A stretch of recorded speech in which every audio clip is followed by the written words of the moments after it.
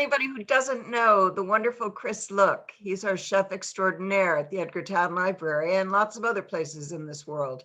But we've got him now, folks.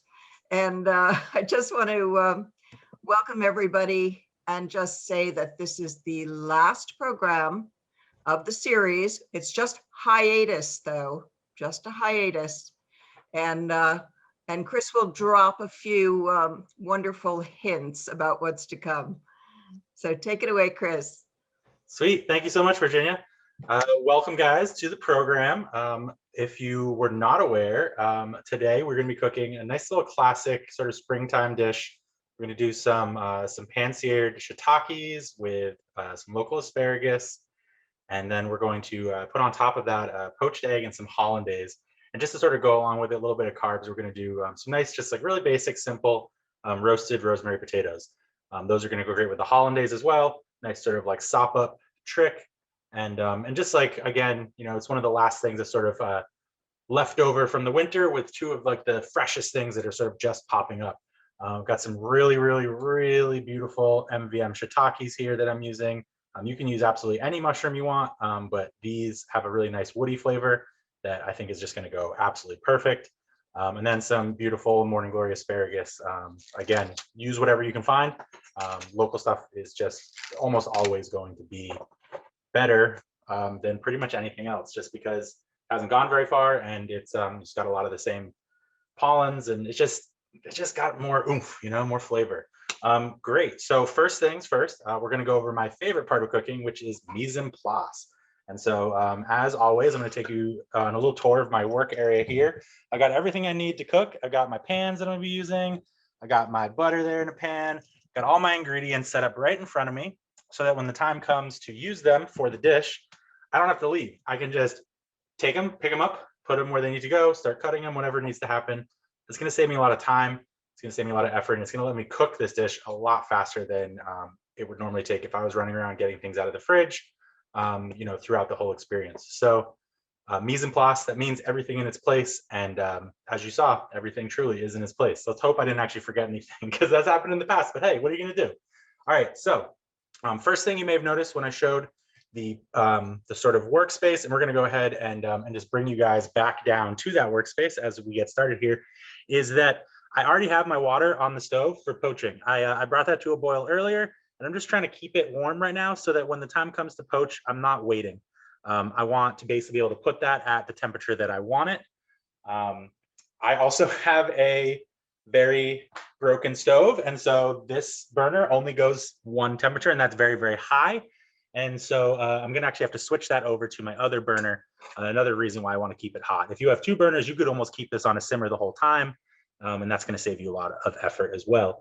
I've got a small pot here to melt my butter. You can do it in the microwave if you want, but I just find that tends to be a little bit easier. All right, guys, we're going to jump right into it. So I hope you are ready. Got all my utensils too. That's always a big, big, big help. So we're going to start with the cutting board here just to show you some quick knife techniques. I'm going to be cutting up some potatoes and getting them ready to go in the oven. I've got my oven at 450 degrees. And you want to keep it nice and hot when you're roasting, especially for something like a potato that's got a lot of starch. It's going to be really hard to overcook the potatoes, but you don't want the outside to get nice and sort of brown and crispy. And the best way to do that is just a really, really, really hot temperature.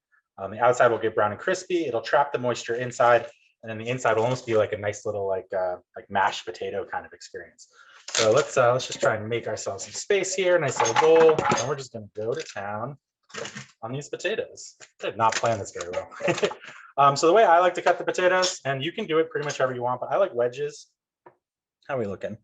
Yeah, good. That's not a bad sight. Let me just turn it over a little bit like that. Get you guys a good view. So I like to cut potatoes lengthwise. So you want to find sort of the longest way. I feel like it's this. If you look at it like that, you just got less area. And then you want to cut long along that. And then you just want to turn it and cut again. So you've got basically wedges. You know, potato wedges, they're really nice. They've got good surface area, which is great for the hollandaise. It's going to let us sort of make a really cool little like setup on the plate. It's going to look nice and spiky and sort of have edges. You edgy is an interesting term, but I do feel like it kind of looks nice when a plate has a bunch of edges. So we're just going to go ahead and chop these up. You guys can kind of watch me do my thing. And again, you want to sort of pick the potato up and figure out which way is the longest way. And then you just want to cut to make sure you have nice long wedges. You can do this with rounder potatoes or smaller potatoes. And again, you can just cut them into cubes if you want to. It's not going to hurt anything. I just really like having those sort of pointy edges. It just looks nice on the plate. And sometimes, it's nice to just have things look nice. You eat first with your eyes is what one of my old chefs used to say. And if you can make something look good, it can actually make up a lot for some of your failings on the flavor spectrum. Although everything here is going to taste amazing, I guarantee that. Oh, that potato's no good. You guys have ever smelt a rotten potato before? I don't recommend it. If you can avoid it for your entire life, I would count you very, very lucky. But a rotten potato is up there with bad fish as far as just ultimate worst smells of the universe.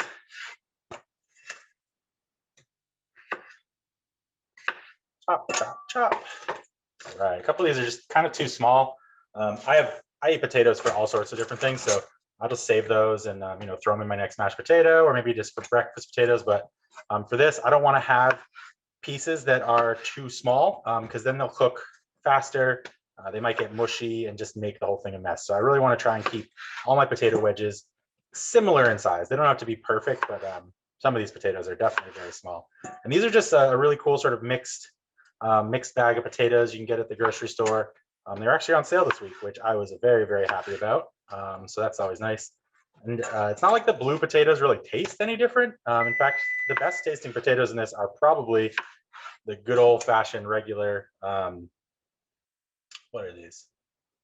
Butternut butter potatoes. Oh my gosh, come on. Anyways, I'm sure one of you guys will know what I'm talking about. Anyways, they're gone. Russets. No, is that it? That's not it.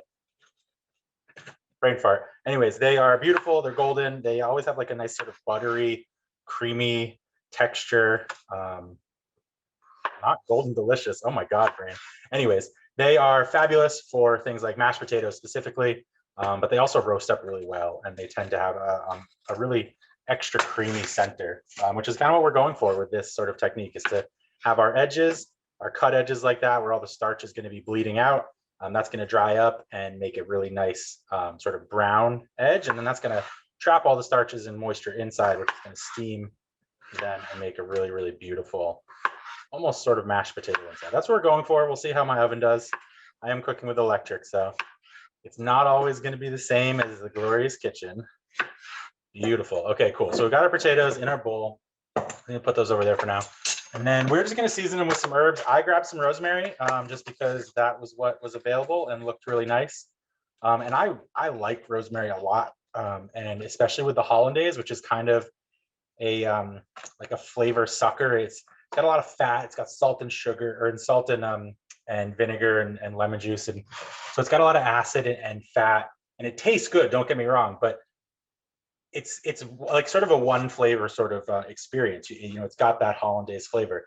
So it can usually take some more flavors, like very intense herbs like rosemary, and it can help balance them out. So I'm actually going to go pretty ham on the amount of rosemary I'm putting on these potatoes, just because I really, really like it. I kind of miss it. I feel like I haven't eaten rosemary in a couple months, and so this is just for me personally. You do not have to use this much, and a really fun technique when you're trying to pick herbs.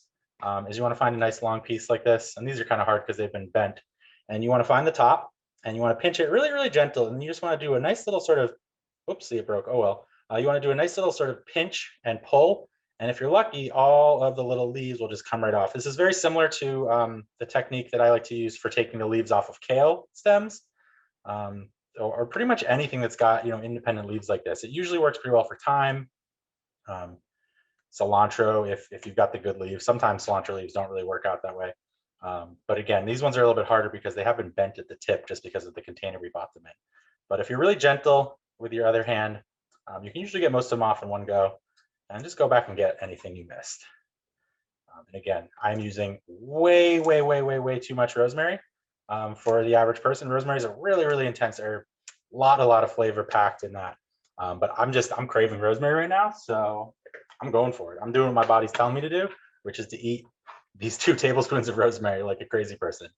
So we're just going to sort of bunch this up in a nice little thing, just sort of fold it in on itself, try and get it as together as possible. And you're just going to run your knife over it. Nice small cuts, small as you can. And if this doesn't work for you, that's okay. Just cut it, keep cutting it. We are going to roast it, so we're not too concerned if we bruise the greens, because they're about to go in a very hot oven with pretty much no delay. So we shouldn't worry about it. And rosemary also is very, very, very hardy, very woody. Can definitely take a repeated chopping. We're just going to go to town, get that nice chopped up, and then just toss it in with our potatoes. Beautiful. Rosemary, just a little bit of salt. Don't need much. Again, with all that rosemary, I don't really want the potatoes to be super salty. Everything else in this dish is going to have like just so many really glorious flavors. I want everything to really sort of shine as it is. And salt is very good at doing that. But if you put too much salt, then you just taste like salty potatoes, which, don't get me wrong, are delicious. But that's another dish. Cooking potatoes in salt is a really, really cool technique that maybe we'll explore another time in this program. So just give these a little toss, get that rosemary all over them, get them separated and covered in oil. That way they won't stick and they'll get really, really nice and crispy. Beautiful. The colors are just perfect in this. And again, you can use any potatoes you want. You don't have to use the ones I'm using. You can use all of one variety, whatever your favorite variety is. I'm gonna remember what these potatoes are called by the end of this, I swear. It's probably in the chat. I should just look at the chat. Yes, you should, because Joyce said that they're Yukons. Yukon Golds. Oh my God, how could I forget that? Chris, do you wash the potatoes before cooking? So usually I would, but these ones were like really, really spotless clean. And I tend to be kind of a trash panda, like fully, and I kind of trust my suppliers. But by all means, please do wash your potatoes if you're concerned at all. For me, these ones looked like pristine when I got them, and so I did not bother washing them. Any sort of things that may be on them are gonna, in my opinion, kind of get burnt off. But again, that's me. You do not have to do things the way I do. If you feel at all uncomfortable about unwashed potatoes, rinse them off. All that water is going to evaporate when they go in the oven, so you don't have to worry about sort of adding that into the process. You do want to try and drain them well, though, for sure, after you rinse them. But yeah, that is one of my sort of bad habits. I don't often wash my vegetables as much as I should, and it's just me being a bad guy. Not a bad guy, but you know what I'm saying. All right, beautiful. So those are in the oven. We're going to set a timer for 10 minutes. They're definitely not going to be done after that, but I'm hoping that they're going to start getting along. And if we think about it in the next 10 minutes, you can just sort of open your oven for a second and burp it, get some of that extra moisture out. I don't have a convection oven. In fact, I have a very unfortunate electric oven that I think is on its last throws. But if you have a convection oven, you don't have to worry about that. That'll circulate the air itself. But for me, I like to kind of burp it a little bit, try and get some of the extra moisture out so I can really get those that dry, delicious outside. So I'm just going to turn my heat on to medium high on my big pan, and we're going to start chopping our veggies for the next part of the dish, which in this case is going to be the mushrooms and asparagus. So I've got all these beautiful caps of mushrooms. The recipe called for a pint. I'm probably using almost double that, but I just really like mushrooms, and I just had some extras, so I'm using what I have. They're beautiful, absolutely, like just those tops. These things came out of Island Oak 4 days ago, I think. So they're just the peak of freshness. And so you want it to be about 2 inches long. So for a situation like this, where this thing's sort of not completely round, I'm going to want to cut along the short side.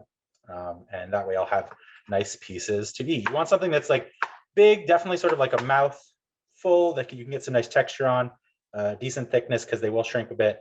But I don't want it to be too big that it like catches on the sides of my mouth. So sort of, if you ever need a measurement, just sort of put it up to your mouth and see if it touches both of the sides of your cheek. If it does, it's probably too long. So we're just going to cut those into some nice lengths, and I'll keep the stems in there.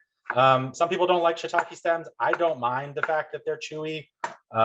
It's good for me. That mouthfeel is really good. But if you want to, you can just take them right off. They don't come off that easy on these fresh ones, So you might need to actually get in there with your knife. But again, the easiest thing to do is just eat them. They're totally edible, nothing wrong with them. Just because they're a little bit tough does not mean they're not food. Chris, can they be roasted on a grill? Oh yeah, totally. If I was grilling these, I would just olive oil, a little bit of salt and pepper, and then I'd start them capside down until there's like a pool of water in the gills, and then I'd flip them over. It'll sort of sizzle and steam them to completion. You'll get a nice sort of black, not black, but like brown top, and they're perfect like that. It's almost like a steak. You could just slice it like a steak. It's so good. Oh my god, these smell so good. I haven't even started cooking them, and they smell good. And that's just like how you know that these are going to be absolutely amazing. And I probably again have way too much. I'm gonna go ahead and just overcrowd my pan anyways. We'll see how much I end up fitting in there. But mushrooms are really fun. They are just so hearty when you cook them. As long as you have something, some amount of moisture left in them, they just won't burn. They get this beautiful dark golden brown as all of the proteins in them just sort of cook and become this like beautiful flavor packed experience. And yeah, and then they just smell so good. If you haven't ever experienced a really good, I say crispy mushroom, but they don't ever really get crispy. Although you can get mushrooms crispy if you throw them in like a deep fat fryer. Like if I took this whole thing and just put it in a fry pan, I'd get little mushroom bacons, and that would also be just a fabulous thing to put on absolutely anything you want. I think I'm actually good with how much I have, so I'm just gonna put these mushrooms away. Do not need that many. Chris, Yes. I asked the wrong question. Sherry wants to know if the rosemary potatoes can be roasted on the grill, and if so, any tips? Oh yeah, totally. The rosemary, generally getting herbs onto your grilled veggies is going to be kind of difficult because they're going to fall off into the grill. Herbs tend to be better if you have some sort of pan or something. But yeah, 100% you could roast the potatoes on the grill. And then what I'd do is I'd probably maybe like heat up some oil, just a little bit of oil with some rosemary, and then toss them in that after you grill them. Maybe even like grill them dry and then toss them in the rosemary oil and salt. And that'll kind of like soak right into them and flavor them after they come off. That way you still get the flavor without sort of losing a whole bunch of your rosemary to your grill fire. Thank you. Beautiful, cool. Yeah, thank you. All right, so those look good. My pan's getting warm. Oh, let's hope my stove doesn't die on us tonight. Anyway, so excuse me. While I have some free time, I'm just gonna open my butter. I'm gonna toss it in a pan here. It's just been softening since we started talking. And I'm just gonna turn that on low and let that start melting. I'm gonna need it eventually for our hollandaise, so I just wanna make sure it's ready when we get to that point. So I'm actually just gonna scooch these mushrooms off to the side, and we're gonna take a look at our asparagus. Move everything over here. Beautiful. So asparagus, there's a lot of different ways to sort of judge your asparagus. I think probably the best method that I've ever found, and again, this is me who hates to waste things, is I will sort of slam them all down and get them nice and level on one side. And then I'll pick out the tallest one, which, let's see, looks to be that guy. So I'll pick the tallest one, and then I'll just sort of hold it like this, as far up on the tip as I can, and then just bend it. And it snaps. And that's not really a lot, which doesn't mean anything. We're getting kind of later in the asparagus season right now. So some of the asparagus is going to be a lot taller. It's growing a lot faster. It's trying to get to seed. So it might actually be that that's all that there is that's bad. I'm going to try one more just to make sure that we don't cut into something that's really sort of fibrous. So again, same deal. Pick the longest one. Looks like this one. We'll just try that again. You hold it up at the tip, and then at the other side, and you just sort of bend it. You want to bend from the root side. And yeah, so again, it's not pretty good, which means to me that maybe this asparagus is just super duper tender. So once I have my sort of my test strips, I'll stack the whole stack, and I'll hit it on the table the other way this time, and be very, very gentle because those tips will break. And then once they're all sort of down like that, I'll find my 2 test strips, which are these right here, and I'll try and cut the other ones all the exact same length of that. If there are any that are shorter than that, I'll just use those as the guide. And yeah, you should be able to feel when your knife goes through whether they're tender or not. You'll sort of hit. I'm trying to think, like when you cut through celery, sometimes it's it's kind of like stringy, and it really gives you a lot of trouble with the fiber. If you have cut these the right length, you won't get any resistance at all. It'll just slide right through, which is what my knife just did. So I feel pretty confident that all of these are nice and tender, and we're not going to get any weird sort of fibrous pieces later. So those are ready to go. They're all cut to the right length. If I was grilling these, for instance, I'd be done. A little salt and pepper, and those are ready to rock. Put them on the grill. They don't take long. Asparagus is really, really cool in that way. And then it cooks very fast. And particularly when it's grilling, it's almost like magic. You like put it on the grill, you turn it once, and it's just done. And it's perfect. And it's so, so, so tasty. All right, great. My pan's getting hot. I'm going to turn the fan on. Please let me know if that is a bother to anyone. We're just going to put some oil in there. Be pretty generous with this. We do not want our mushrooms to stick. They shouldn't. They've got a lot of moisture in them, but we are working with shiitakes, which are pretty woody. And it's actually too hot. I'm just going to take it off the pan for a little bit. They're a lot more woody than your sort of average, button mushroom or portobello or something like that. So they do have a little bit less moisture than your normal mushroom, and so we are going to use a little more oil than I normally would, but not too much more. Perfect. Okay, cool. That's not good, not bad. And we're just going to toss them all right in there. You should be able to hear them sizzling. That's how you know your oil is hot enough. And you can use a spoon or whatever you feel comfortable with. I'm just going to use my hands. Let's get you in the zone here. Sorry, you guys missed that. And you just want to sort of push them down. You want to get as many mushrooms as you can with their cut side flat against the pan. Just sort of push them around. Don't be worried. You're not going to burn yourself on the pan as long as you don't touch the pan.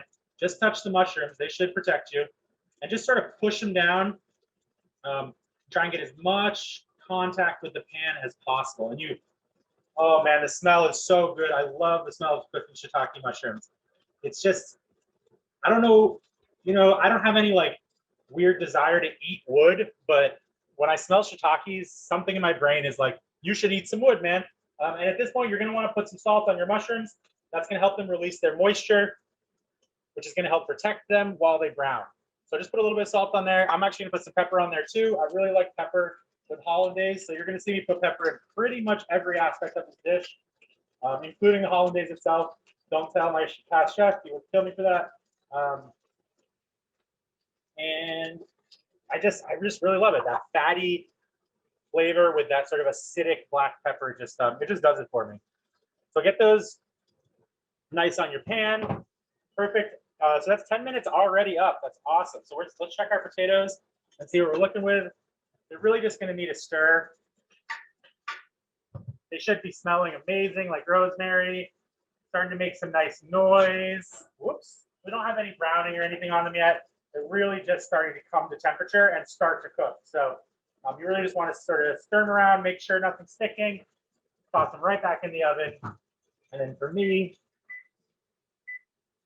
I got to reset my oven every time, but beautiful. Those are going. Mushrooms are in. Thank you. And we are going to go 10 more minutes. And just leave the mushrooms. Don't touch them. I know it can be a little bit weird and scary to they're gonna sizzle, they're gonna pop, but I have yet to burn mushrooms, and I've like straight up forgotten about them before. So they will be safe. Mushrooms are just a really, really cool. They're not a vegetable; they're a fungus, but they're just cool. I don't know how to explain it. They're amazing. They're little miracle workers. Beautiful. So that's ready to go.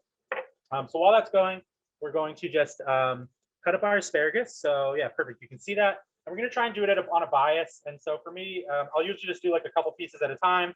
And since you're doing a bias, you're going to be cutting, normally you'd be cutting straight. But we're doing a bias, so we're going to cut at an angle. So what I'll do is I'll actually sort of try and set them up at an angle like that. Hope you guys can see that. Oh yeah, totally. And then we're just going to sort of go after them at a nice little angular cut. And this isn't perfect. I actually really stink at cutting on a bias.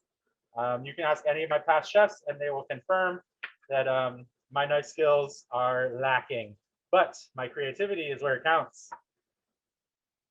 And so again, you want to get them lined up and then just sort of give them a little swoop. That'll get them sort of set up so that you finish cutting them all at the same time. And then just sort of, give them a nice little cut on a bias. And if you want to go crazy with this, you can go like really, really extreme. I'll show you. But if I do that, I usually only cut them one at a time because, again, knife skills are good, but not amazing. So you can go something like super, super crazy like this. You've got these like big, big, big spears. And that's going to look really cool on the plate, but I don't mind. I just want something that sort of matches the pointiness of my potatoes. That's really what I'm going for. I'm trying to create sort of cohesion in the dish. So I want the potatoes to look like the asparagus, and I kind of want the asparagus to look like the shiitakes, which that looks a lot more like the shiitakes. But I often find that sometimes it's not worth the effort. It's going to all go in my belly eventually. So I'll just sort of take the method that works and that feels healthy to me. But if you want to do them single file, or if I was doing this in like a restaurant, for instance, I'd probably be making sure that these were all cut perfectly, so that when it got to somebody's plate, they really felt like they were being treated right, And it's worth the time if you have it. And I do have the time, but I actually like them. I like the flavor more like this. It's got more bite to it. It's going to resist cooking more than these sort of shoestring. All right, so these are starting to look sort of wet. They've shrunk down into the pan, and a couple of them are starting to release moisture on the top, which is very good. That means we're getting close. I'm going to peek at one of the ones that has really good contact.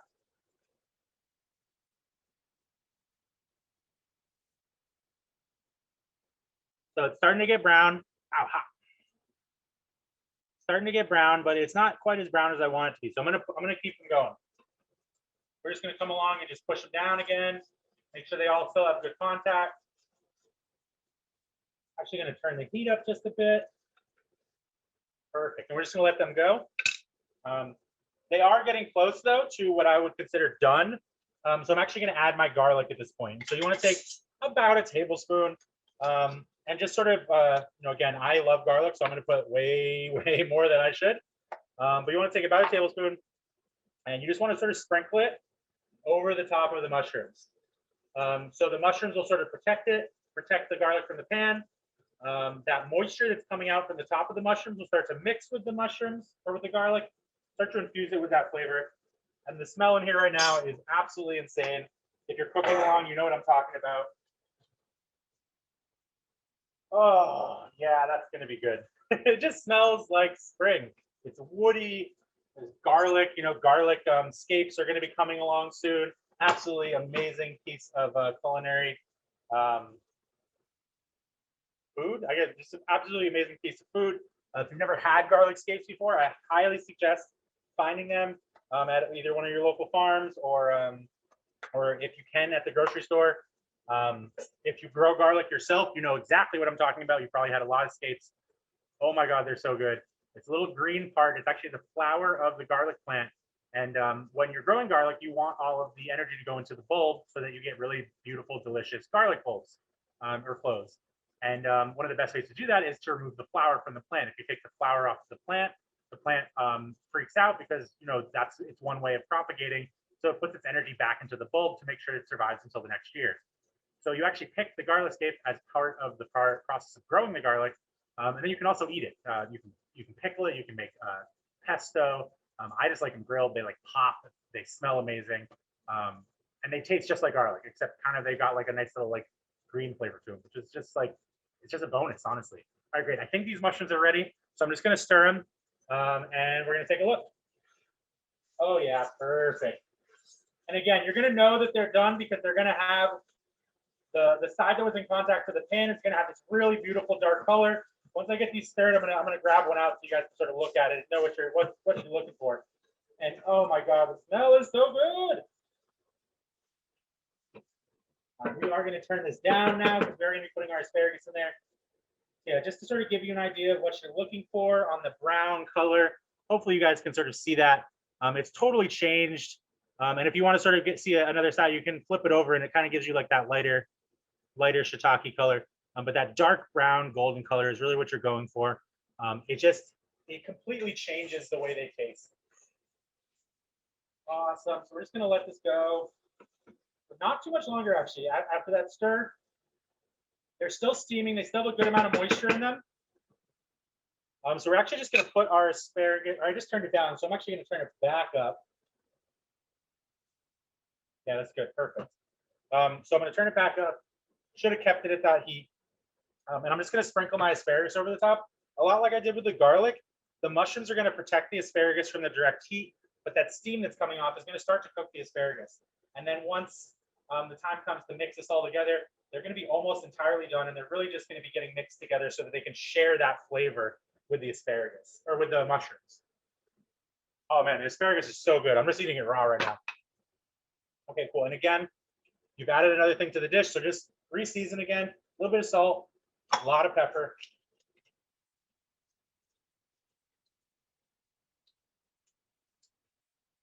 Beautiful, that's good to go. I'm just gonna let that sort of hang out for maybe another minute. And we are rocking, my friends, we're rocking. I'm actually gonna get rid of the cutting board so I can get you guys nice and close to the experience. We are gonna be moving into our hollandaise zone pretty quickly here. All right, beautiful. So first thing you're gonna need for hollandaise. Oh, cool. That's my oven. That is not my timer. I'm going to burp the oven just a little bit, though. Get some of that moisture out. Is you're going to need eggs. Egg yolks specifically is what you want for hollandaise. So I got some nice eggs, again, from a local farm. I do have some chickens, but we just gave a bunch of our eggs away because I wasn't paying attention. And so I ended up having to buy some, which is totally fine. I love supporting local farms. So you want the yolk from the egg, not the whites for the hollandaise. We are going to save the whites though. You can save them for like breakfast, whatever you want to do.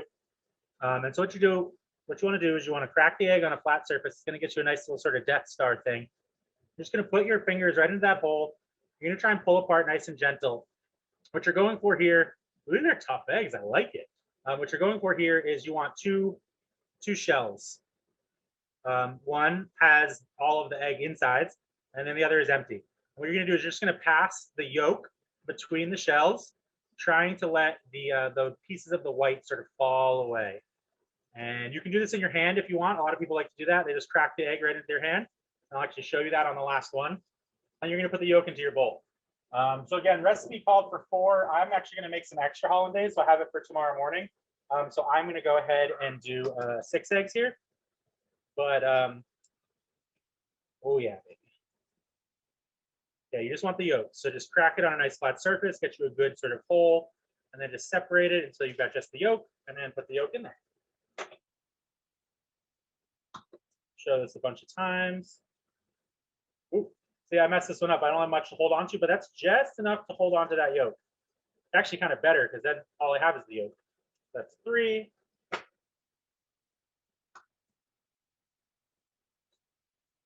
And I'm just getting worse and worse at this.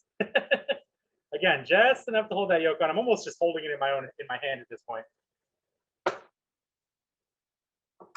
And again, save the whites. They are super, super healthy, tons of protein in them still, none of the cholesterol from the yolk. So great for breakfast or smoothies or pretty much anything. You can make a meringue with them. All right, beautiful. Before I show you this last egg, I'm going to start stirring these mushrooms. I think these are almost done. And my timer just went off for the potatoes too. Beautiful. Oh yeah, that looks good. It smells good. Those mushrooms got another sort of round of browning there as they were protecting everything in the dish. We're just gonna, oops,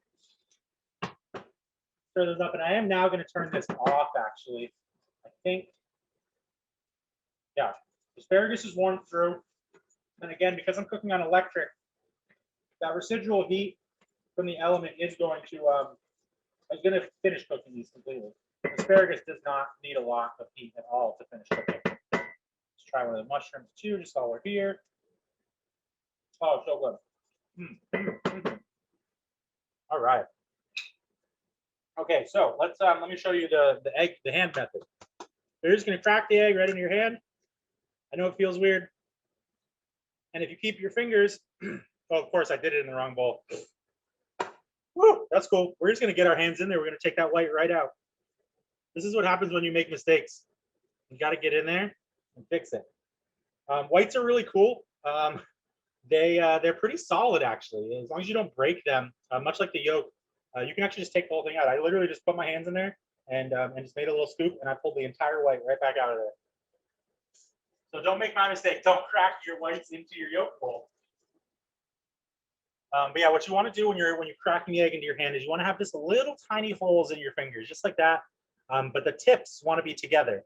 You're almost making a strainer with your hand, and that'll work really, really well for getting the yolks out. So now I've got a bowl of whites. You can say that for whatever you want.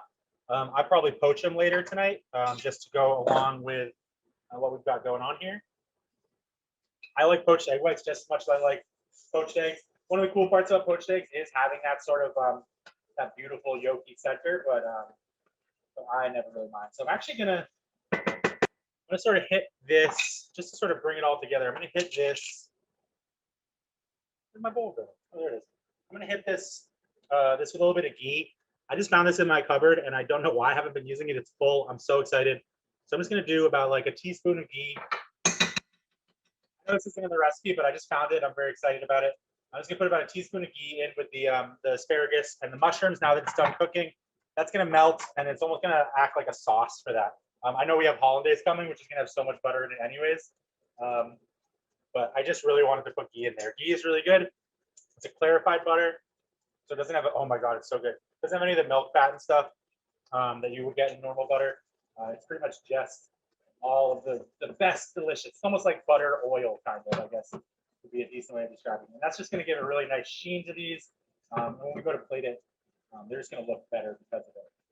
So awesome, that's good. And my timer went off on my potatoes, so we're gonna check on that. And my egg yolks are fine right now. They're just coming to room temperature. You actually want them to be, fairly warm. We are going to heat them up in a water bath soon, so don't worry about them sort of getting warm. Anytime out of the fridge for them is good time. All right, these potatoes are starting to look good.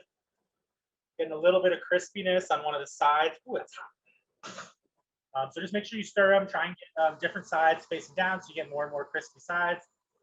Sometimes, at least for me in my oven, I often get more browning off of the heat of the pan than I do from the heat of the air. So try and take advantage of that if you can. And just be gentle with them. They should be getting pretty close to being cooked now. And so you don't want to sort of smush them around and ruin their beautiful shape. So yeah, spin those, turn them, get them all set up. For me again, I got to reset my oven. Oop, it just always does that. I don't know why.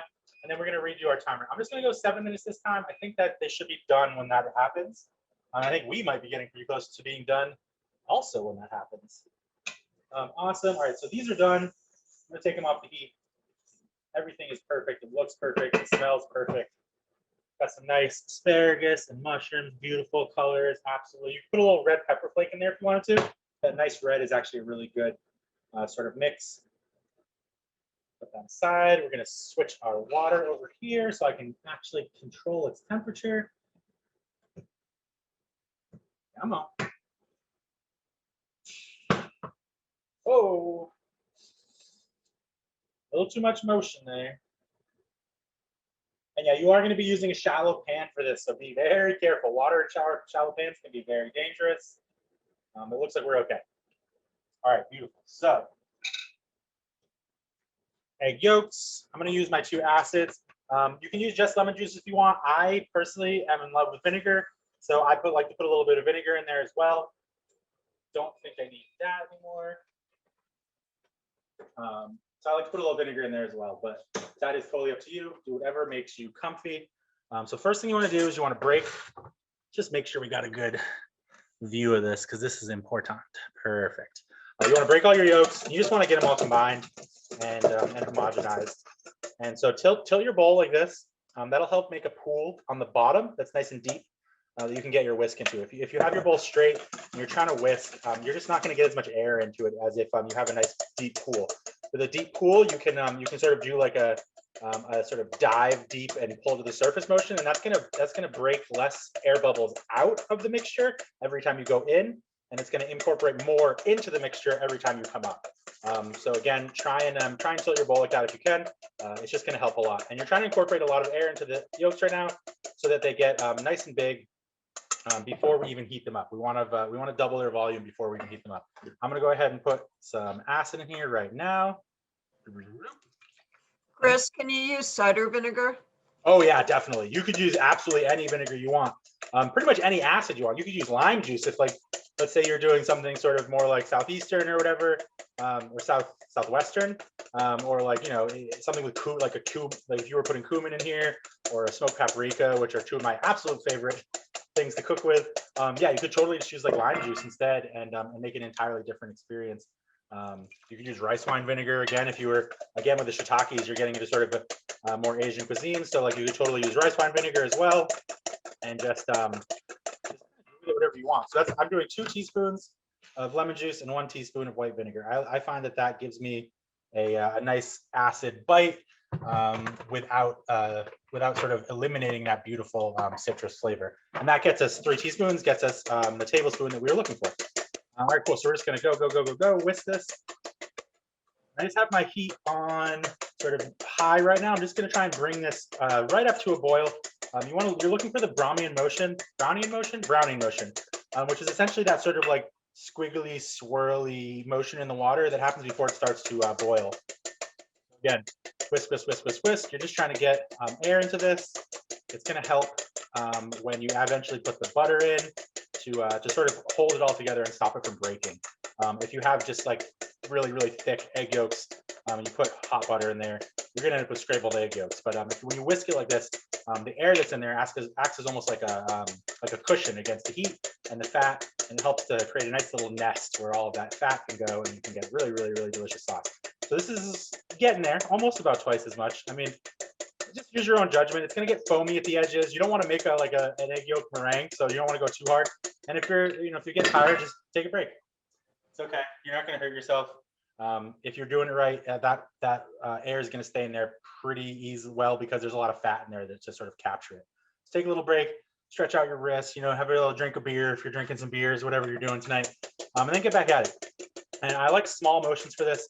Nice little small motions. It helps with the wrist fatigue. If you can whisk with your left hand, you're amazing, or you're left-handed. I actually, let's see if I can do it. It like hurts my brain. But it's worth it to try if you can, because it'll really save you a lot of work in the long run. Actually, I'm doing pretty good at this. I'm gonna go back though, because it just makes my brain hurt. I am not ambidextrous. All right, cool. So that looks pretty good to me. At least good enough. I'm gonna keep whisking this. So I'm gonna start trying to bring this up to temperature. And if you feel it should be kind of cold still, unless you took your eggs out a long time ago, or if maybe you are using like farm eggs that have never been refrigerated. So we want to try and get that up to and above room temperature so that when you put this warm butter in there, it doesn't cook the eggs. So the way I'm going to do that is I'm just going to sort of hold it over the steam. And occasionally I'm going to dip it into the water. And so I'm actually going to move you guys closer again. Just want to make sure you can really see this as best as possible. We're going to do our best here.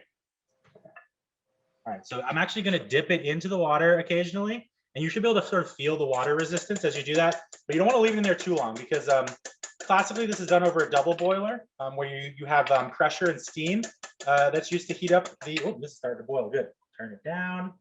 You do not want to boil. We want water that is right on the edge of a boil, about 200 degrees. If you have a thermometer, you can certainly use it.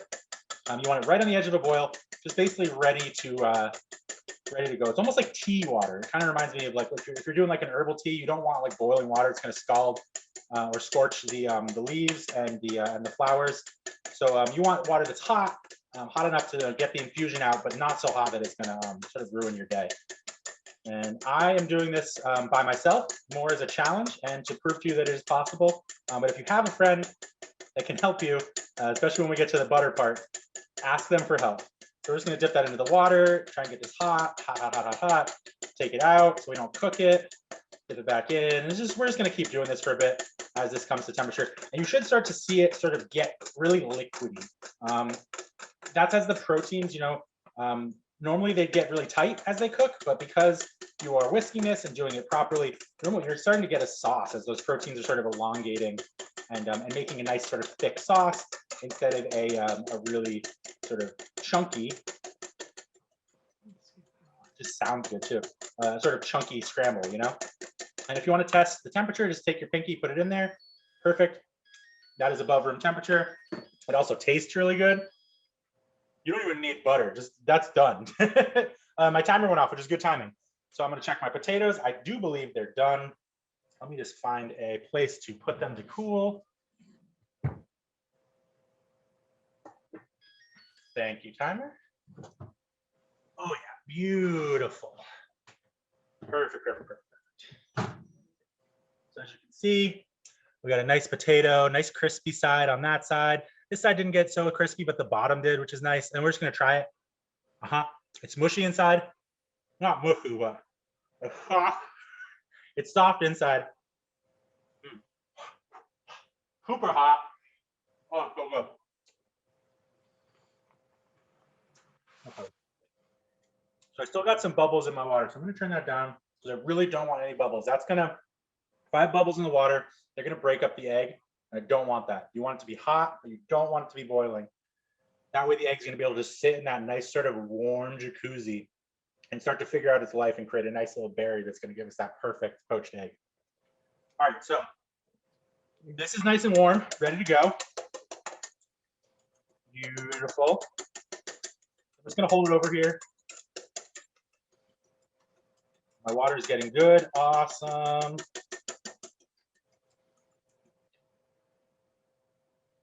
Come on. I wanna make the hollandaise last just because it can break if it sits too long. It's pretty easy to fix it. You just wanna sort of heat it back up again and whisk it. But I wanna poach the eggs before I do that. Okay, cool, this is getting to a nice temperature. I'm actually just gonna lift it off the heat. Sort of cool it down a little bit, see if that helps with the boils. We do not want bubbles. And just for sort of experimental, let's get out the thermometer and see what we're at. For those of you cooking at home, this water is currently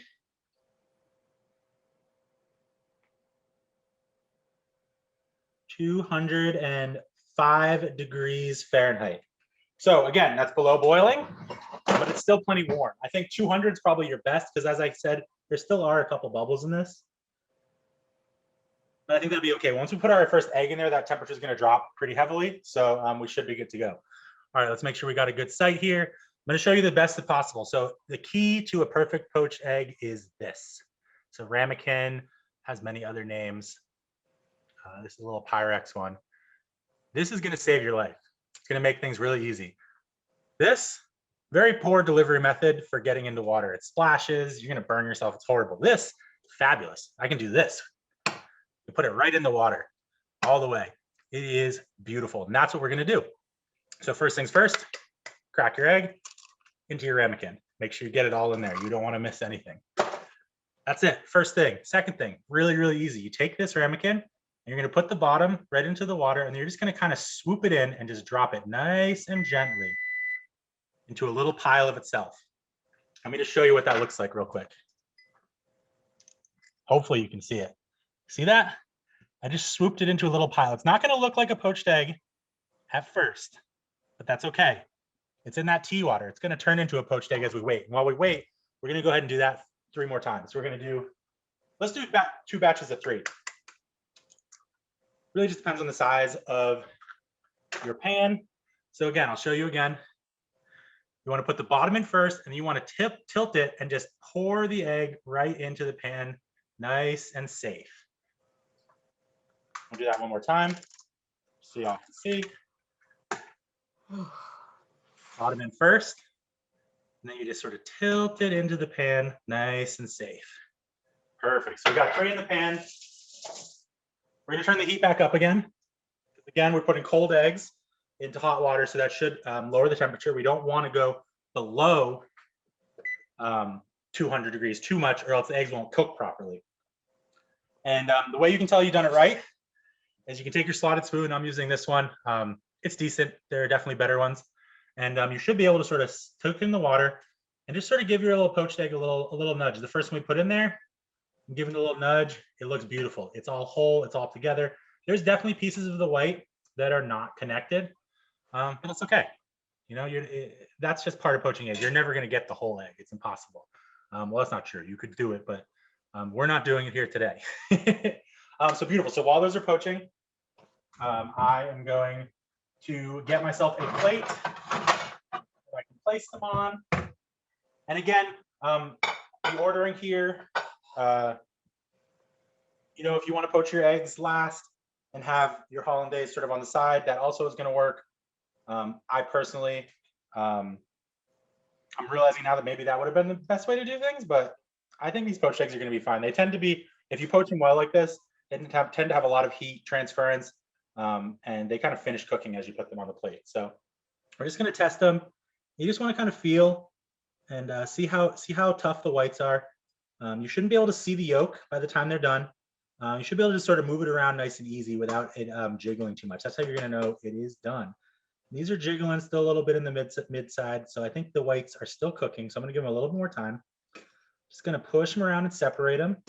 Make sure they don't stick to the bottom of the pan. Oh, they're looking really good.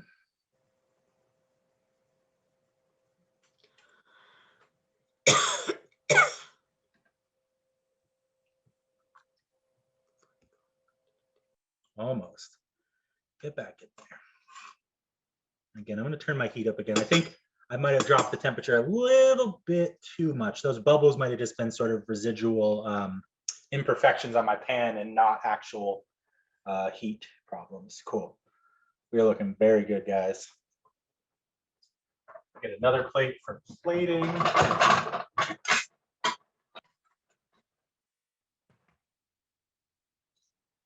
Awesome, awesome, awesome, awesome.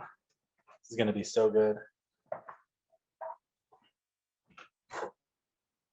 So you can time it if you want. I actually don't know the specific time. Again, I usually just go by feel. But let's say that was probably about 2 minutes. Oh, this is starting to boil. Turn it back down. All right, that's got to be done. There's no way that's not done. So just give them a little shake. Get as much water as you can off. I'm going to put them on a plate, so they'll help to sort of drain. And we'll take them from this plate when we actually put them on the table. And there you go, guys. That's our first poached egg. Look at that. You see that? I hope you can see that. It's very white. But it's a perfect poached egg, I promise. It looks really good. It's got a nice sort of protected yolk. The white kind of has like two sections. There's like that center section by the yolk that's very thick, and then sort of the more like floppy outer section. But we actually were able to maintain most of it. There are definitely pieces of egg in here that are not sort of in this, but we got three pretty good looking poached eggs right there. Not going to complain about that. All right, beautiful. So actually I'm going to finish the hollandaise right now, and I'm going to get this plated so you guys don't have to stick around and watch me poach more eggs. But I will show you 3 more entries right before we finish the program, just so you guys can kind of get a feel for that. So cool. We're going to just reincorporate this again, bring it back up to temperature, make sure this is ready to rock for hollandaise. Again, you're really just trying to heat this up that when you put the butter in there, it doesn't break anything. Let's just test with my pinky. Should be above room temperature. It has cooled down a little bit, so I'm actually just gonna, it tastes so good. And again, that's just egg yolks and vinegar. Like, I didn't even put salt in yet. It's just good. All right, come on, baby, yeah. I'm gonna put it right in the water.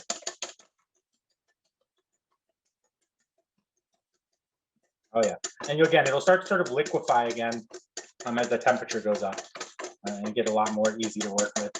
That's how you know you're in a good place. Beautiful.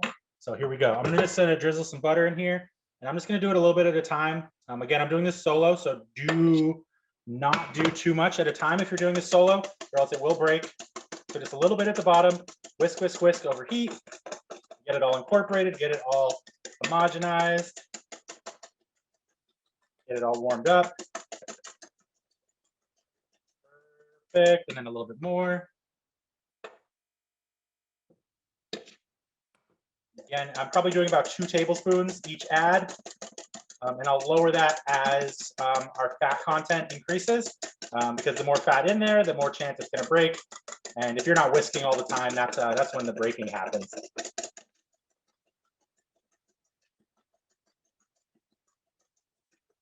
Beautiful, this is good. All right, we'll just go for another tablespoon probably this time.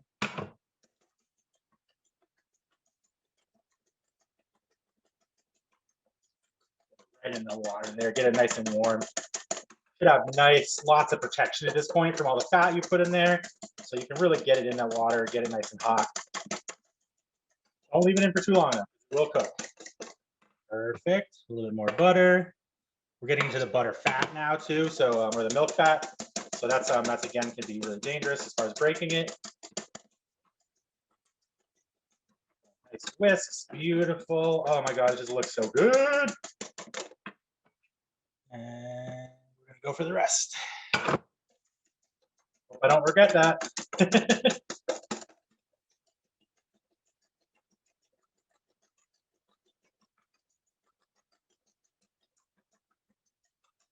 And there are lots of recipes online for, you know, different types of hollandaise, blender hollandaise, things that are a lot easier. Feel free to do that instead. You do not need to do this much effort to make delicious sauce, but you certainly can.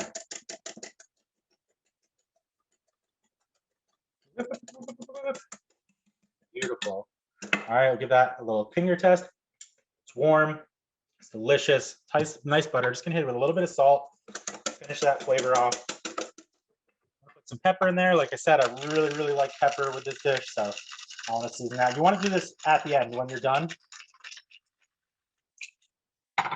Perfect, and we're just gonna heat that up a little bit more to get those oils from the pepper going.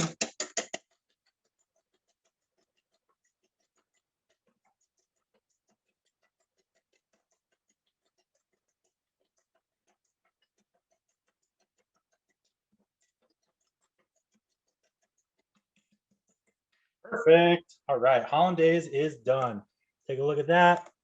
It's nice, it's thick, it's juicy, it's beautiful, and it tastes amazing. Oh my God, is it good? Whew. Okay, fun time. I'm gonna put you guys back here. I'm gonna show you how to plate one of these. And then I'm gonna show you 3 more egg drops. And then I think we're gonna say goodnight, my friends. All right, beautiful. So first thing you wanna do, you wanna take some of the asparagus and the mushrooms. And you wanna just arrange them right on the side of your plate in a nice little pile. You know, nothing too big, that's perfect. Just a little bit. Gonna have some potatoes too. Beautiful. And then, on top of that, you're gonna take one of your eggs, your nice poached eggs. You're just gonna lay it right on top. Beautiful, just like that.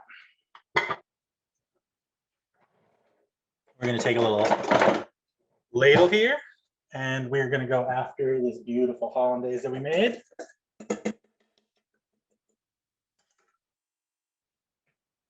Oh yeah, just making sure you guys are seeing it.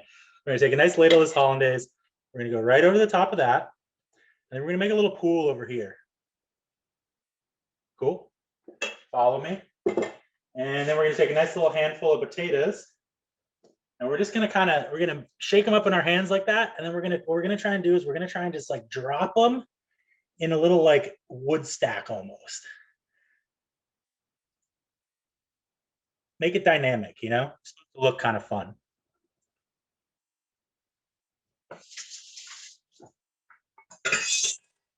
Beautiful. If I was smart, I'd have some rosemary right now and I just boop, boop, boop, boop, boop, right on the top.